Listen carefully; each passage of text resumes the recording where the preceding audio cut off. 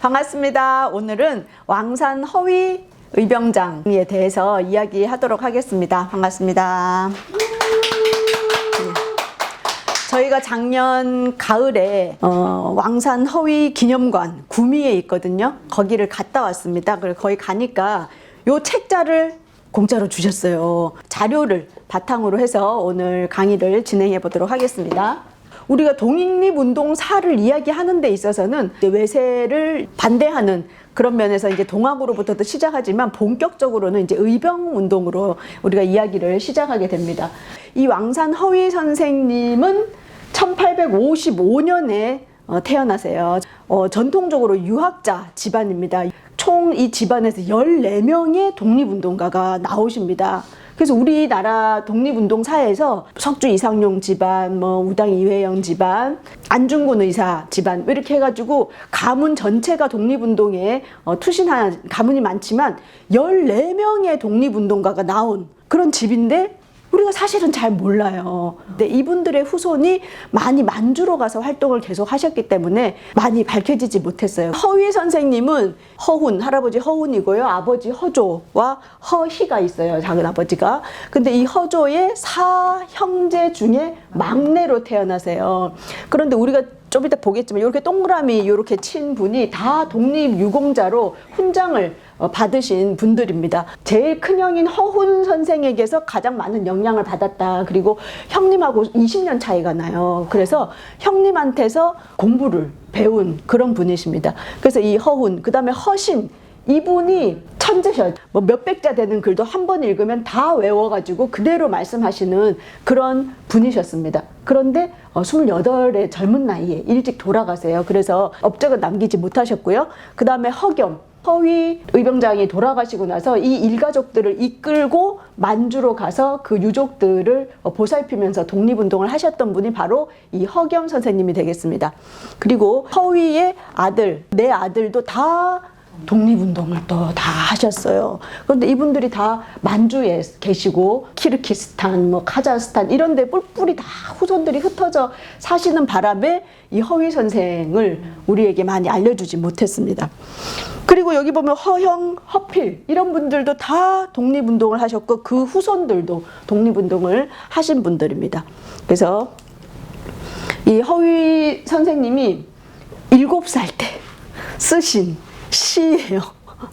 절화춘제수 꽃을 꺾으니 봄이 손안에 있고 급수월입문 물을 길어오니 달이 문에 드네. 이런 몇 살 때? 7살 때 유치원 갈 때. 그리고 또 7살 때 무슨 시를 쓰셨냐? 월위 대장군, 다른 대장군이 되고 성위 만병수 이래가지고 별들은 군사가 되어 따른다. 7살 때. 아니 그냥 달, 별 이런 얘기는 할 수 있어. 그런데 대장이 되고 따르는 군사가 된다. 이런 얘기를 하는 걸 봤을 때 어렸을 때부터 대장감이었다. 이런 거를 알 수가 있습니다. 그래서 이렇게 한 시도 7살 때 짓고 또 이제 11살에 비평을 하고 15세 노노맹자 다 떼시고 이런 고향 땅에서 공부를 하시고 계시다가 결정적인 사건들이 이제 이 시대가 어목한 시대가 오게 되는 거죠. 1896년이에요. 그러니까 1895년에 을미사변이 일어나고 을비의병을 일으키게 되는데 그때가 이제 40살 때야. 그때에 처음으로 김산의병, 지금은 김천인데요. 김산의병을 일으키십니다. 무기도 완져보기를 했나, 글 공부만 하시던 분들이 그러니까 그냥 광군에 순식간에 패해버려요. 직지사 절에서 다시 재기를 하십니다.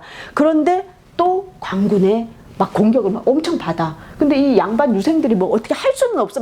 끌어는 오르는데 이게 준비가 안 된 거예요. 그러던 차에 고종의 해산 명령이 내려오게 됩니다.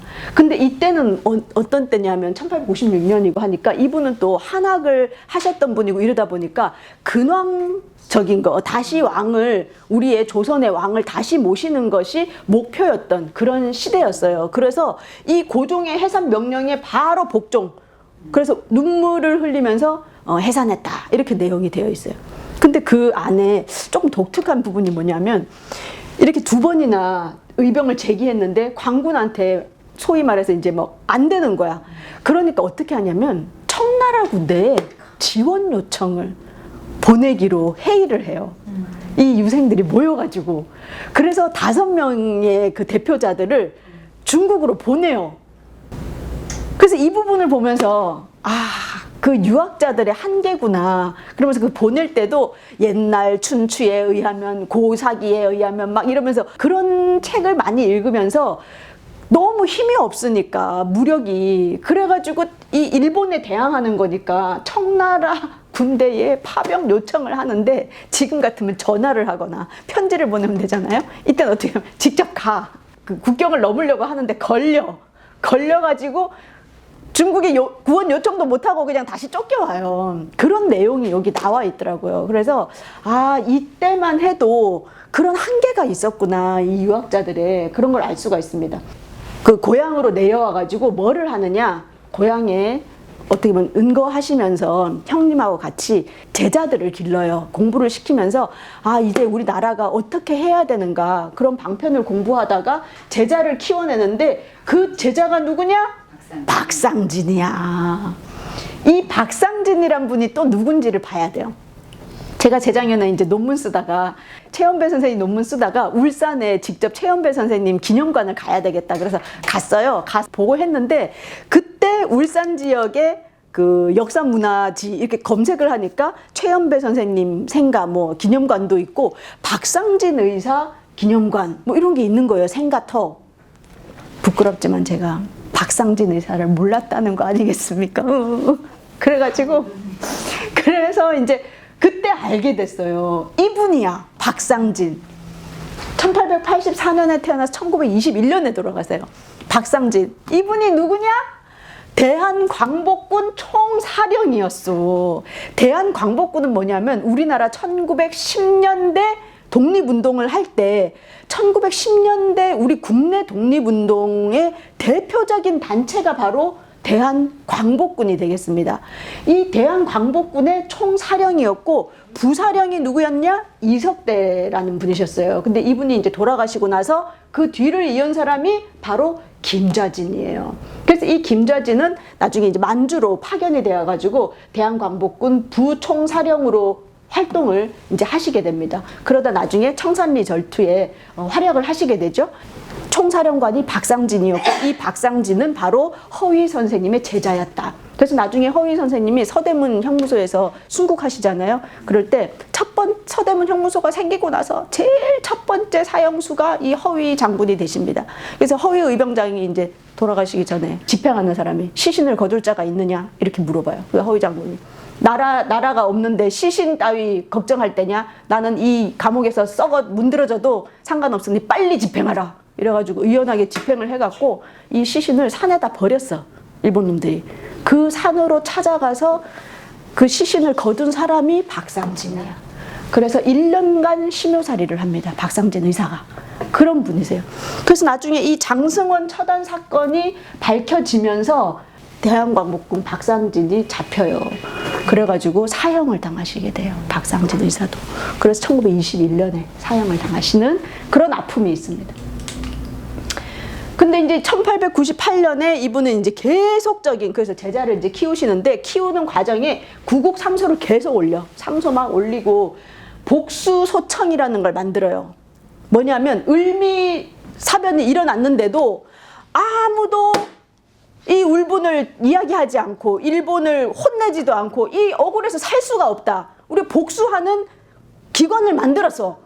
그렇게 해가지고 계속적인 그 일본을 배척해야 된다. 그런 상소를 하시고 또 잠시 이분이 황국협회에 참여하세요. 독립협회를 무너뜨리기 위해서 황국협회를 만들었다. 이런 게 있잖아요. 그런데 이것도 아까 요 앞부분하고 좀 일맥상통하는 부분이 있어요.